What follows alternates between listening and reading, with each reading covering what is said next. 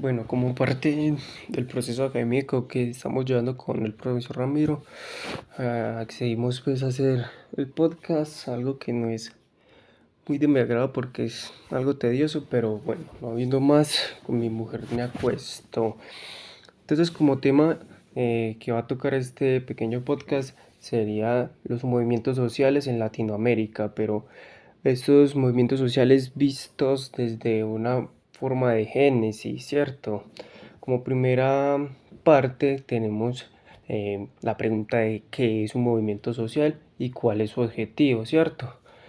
Como segunda parte tenemos el por qué suceden los movimientos sociales, pero como dije, visto desde la génesis de estos. Y como tercer elemento, y para finalizar, los movimientos sociales en Latinoamérica tienen contundencia o trascendencia en sus objetivos. Estas serían las tres partes de este podcast a manera de introducción.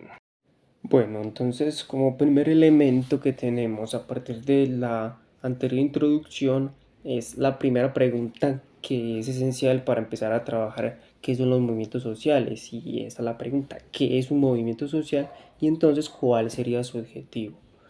Una definición fácil que podríamos hacer es separando movimiento y social, pues la palabra junta, empezar a separarla y empezar a decir, venga, movimiento es una acción y social es un grupo de personas, ¿cierto? Entonces son acciones de grupos de personas. Esa sería una definición breve, ¿cierto? Pero entonces, ¿cuál sería su objetivo? El objetivo me puede, no me lo puede decir la definición. Entonces, son acciones de personas, de grupos de personas que tienen unas necesidades y que quieren cambiar esas dinámicas que están presentando o están dando esas necesidades, ¿cierto? Entonces, recapitulemos: movimiento, acción social, grupo de personas. Su objetivo es llevar a cabo unas acciones que me permitan solucionar unas dinámicas que me están generando problemas a esa sociedad, ¿cierto? Básicamente esa sería una definición breve, pero si nos vamos a alguien más experto, una definición más extensa y más estructurada, podemos tocar a Alberto Melucci, 1986. Él va a definir el movimiento social dentro de la lógica de acciones e identidades colectivas. Sostiene que el movimiento social es una acción colectiva en estricto sentido, que va a estar determinada por un sistema de relaciones sociales que liga e identifica a aquellos que participan en él, y además con la presencia de un conflicto. Y que la identidad colectiva es el proceso previo que da lugar a la construcción de definiciones compartidas de la situación social, lo que permite que los individuos involucrados en dicho proceso puedan evaluar la situación y unirse a la acción colectiva, siendo esta dinámica, a nuestro parecer, muy significativa para dar lugar al surgimiento de movimientos sociales como proceso.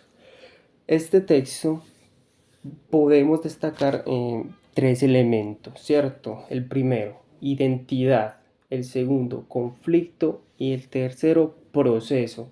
Estos tres elementos, identidad, conflicto y proceso, creo que nos dan o nos redondean la definición, en el sentido de que identidad la podemos traducir como pertenecer a algo, ¿cierto? Conflicto la podemos traducir como esa serie de problemas que necesitamos cambiar, y proceso, la serie de acciones que hago para que el conflicto se solucione.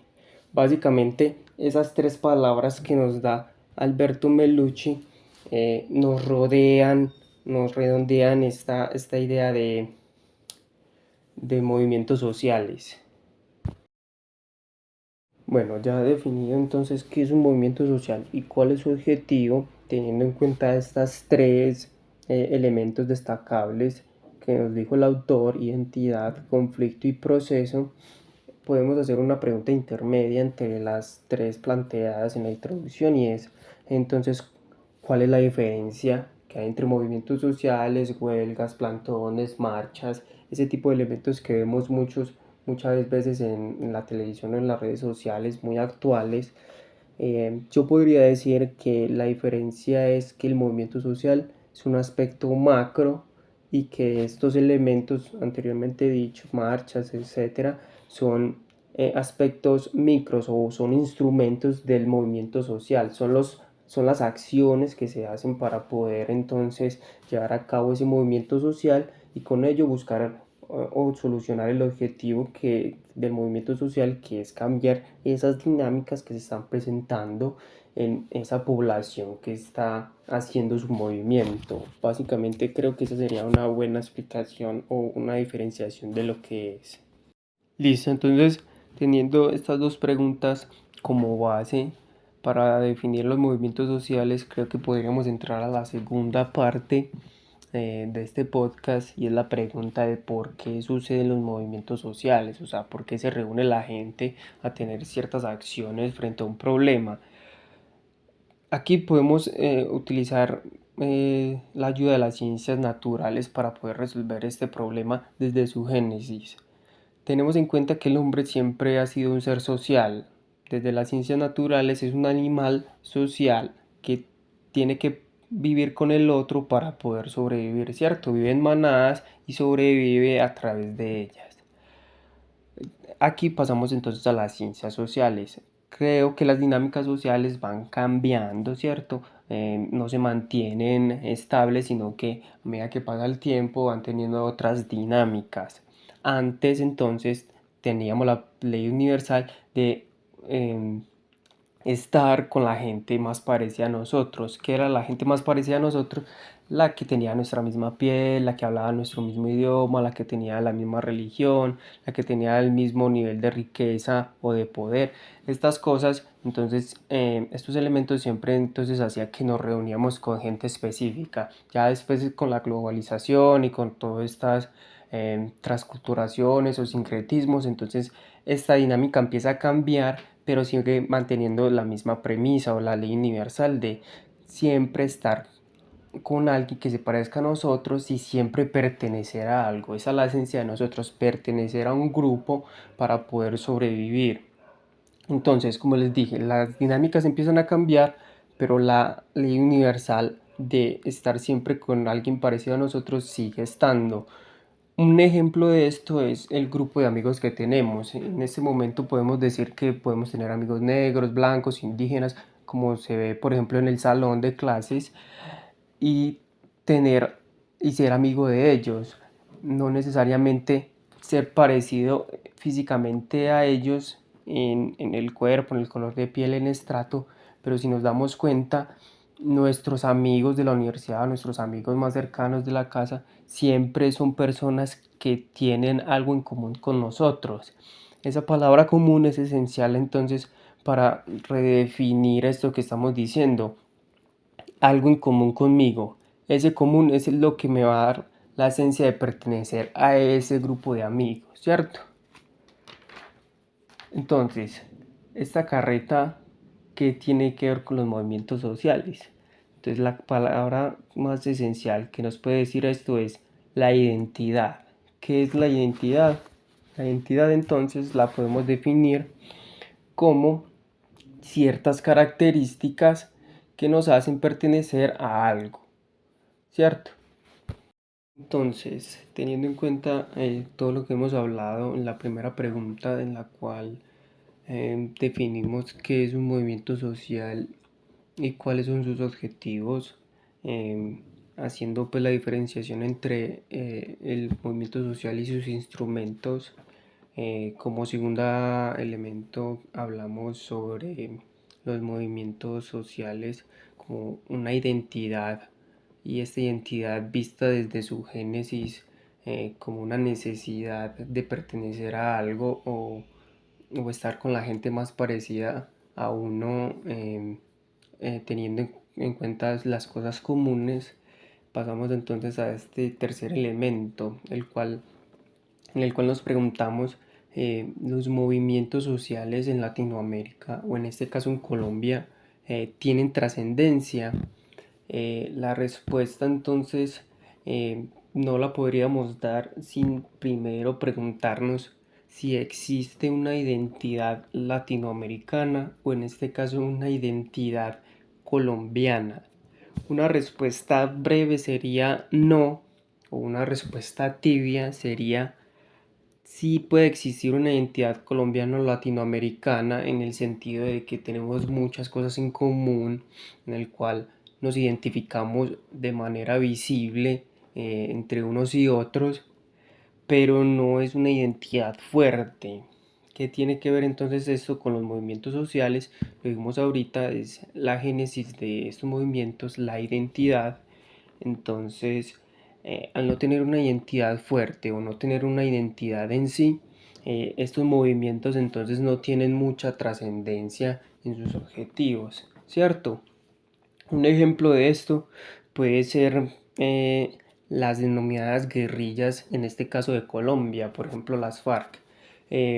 Fueron movimientos que en su época intentaron cambiar las dinámicas sociales gracias a unas necesidades que tenía en este caso este movimiento o la Colombia, el pueblo de Colombia en sí, frente a sus gobernantes, ¿cierto? Frente a las dinámicas que estaban teniendo. Pero como hemos visto a lo largo de la historia, las FARC en este caso o estas guerrillas empiezan a desaparecer, van quedando unas, pero estas van cambiando sus objetivos, sus ideales y van, por ejemplo, implementando el narcotráfico como forma de financiación. Ese narcotráfico va haciendo que muchos de sus ideales pierdan sentido porque estos van, digamos, vulnerando a la sociedad que en un principio querían proteger y querían que tuvieran un cambio de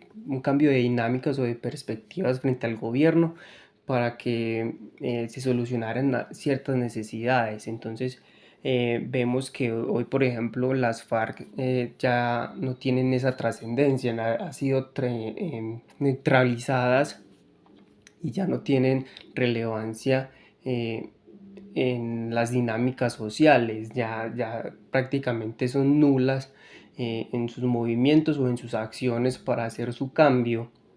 Otro ejemplo puede ser las marchas que se vieron en el periodo presidencial de Iván Duque Márquez. Fueron marchas totalmente desunificadas e incluso creo de poder decir que eh, fueron más moda de internet que unas marchas en sí. Creo que esto puede ser dos ejemplos claves. El tercer ejemplo creo que puede ser la economía, en el sentido de que la identidad colombiana y la identidad latinoamericana no se halla en Latinoamérica, sino que tiene sus potencialidades en otros lados. En este caso podemos hablar de la fuga de cerebros o la economía basada en el narcotráfico. Estos dos elementos nos dan ese ejemplo práctico de cómo Latinoamérica y Colombia no son entes unificados, son entes que se van moviendo y van buscando el mejor postor, digámoslo así. Entonces esta falta de unidad, su economía basada en el narcotráfico hace entonces que la economía en sí no crezca y entonces crea necesidades que buscan que las masas busquen el mejor postor, como lo acabo de decir. La última pregunta entonces que nos puede surgir de este podcast es cómo podemos crear una identidad, en este caso colombiana o latinoamericana, con el propósito de que las acciones en su unidad tengan más contundencia. Creo que una base de esto, y creo que con esto termino, es crear una cultura que sienta la camiseta, que ponga el pecho a la brisa. Palabras más formales serían una cultura que tenga sentido de pertenencia. Creo que esa es la base de una identidad o una construcción de identidad latinoamericana y en este caso colombiana. ¿Para qué? Para que podamos entonces que nuestras acciones tengan una unidad y tengan contundencia, o sea, sean fuertes en su proceso. Este elemento de proceso digamos que es esencial en la construcción de identidad.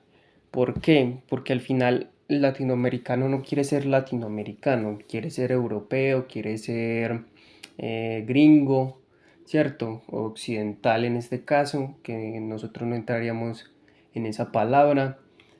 No quiere ser latinoamericano, ese es en sí el punto que quiero tratar. No quiere ser latinoamericano porque en Latinoamérica no hay opciones, entonces quiere pertenecer a otras cosas, pero al final no tiene ese sentido de pertenencia. Al final entonces esto es un proceso que tiene que pasar por ciertas dificultades y empezar a tomar ciertas acciones para que entonces la idea de identidad latinoamericana y identidad colombiana se construya y entonces podamos hacer que nuestros movimientos sociales tengan contundencia en lo que queremos. Básicamente eso es todo. Muchas gracias.